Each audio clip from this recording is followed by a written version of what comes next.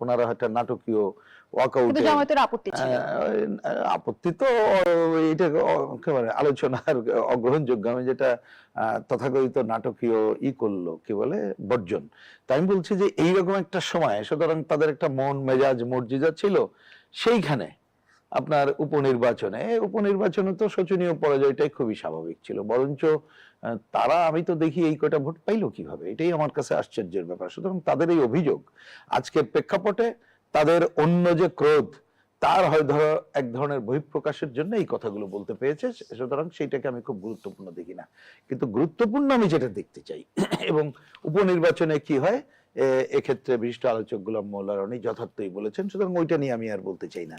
কিন্তু আমার পয়েন্ট, আপনি যে শেষে আমাকে প্রশ্ন করার সময় বললেন যে নির্বাচনের আগ্রহ অন্যান্য দল ভবিষ্যতে কি করবে, আমি সেটা একটা জেনারেল ছোট্ট কথা বলি। দেখেন এইবার আপনি চলে আসেন যে নির্বাচনটা হয়ে গেল, আমরা কিন্তু এই টেবিলে এবং অনেকদিন ধরেই বলছিলাম যে বাস্তবতায় যা আছে তাতে একটা ন্যূনতম গ্রহণযোগ্য নির্বাচন চাই। শব্দটা কিন্তু বারবার বলেছে, আমি তো অনেকদিন ধরে বলেছিলাম। কিন্তু আপনি নির্বাচনের পর আমাদের কথা বাদ দেন,